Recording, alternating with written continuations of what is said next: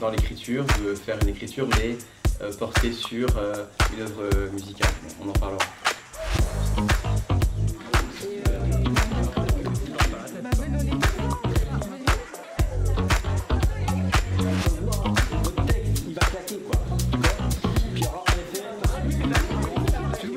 Ça apporte une forme d'échange intéressant entre l'élève, l'enseignant, du respect, mais également, on va dire, une forme de confiance qui s'installe au fil des séances et ça prend du sens. En fait, ils comprennent pourquoi ils sont là.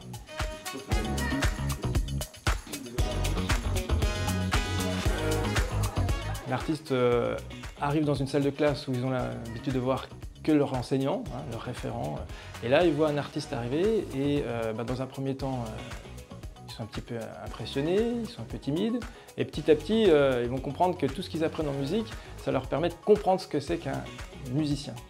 Et là, d'un seul coup, encore une fois, ça devient très concret, et il y a du respect qui va s'installer entre les élèves, l'artiste, l'enseignant, donc une forme de triangle comme ça, qui va apporter une dynamique intéressante.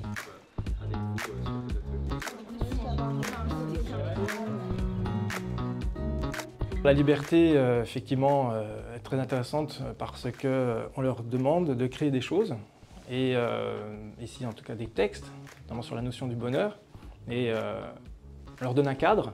À partir de là, on leur dit, écoutez, maintenant exprimez-vous, que ce soit à l'oral, au moment où on commence à travailler sur cette notion de bonheur en classe, et puis après à l'écrit. Et là, il y a un échange qui se crée, à la fois entre l'enseignant, l'artiste et entre eux-mêmes.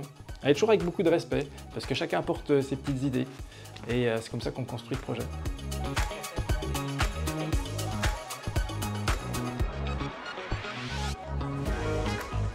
Ça va donner du sens à leur mission pédagogique, parce que ça apporte à la fois beaucoup de rigueur, parce qu'on s'engage dans quelque chose, on doit aller jusqu'au bout, on doit terminer le projet ensemble, chacun retrouve sa place, et c'est à la fois motivant pour les élèves, parce que ça sort donc de leur cadre très conventionnel de ce qu'ils apprennent chaque jour à l'école.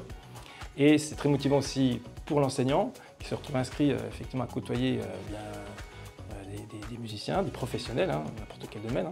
Et ensemble, on arrive à construire après quelque chose de concret et qui met en valeur finalement à la fois les élèves, qui fait briller le collège, et puis qui permet de mettre sur un piédestal la créativité au sens large.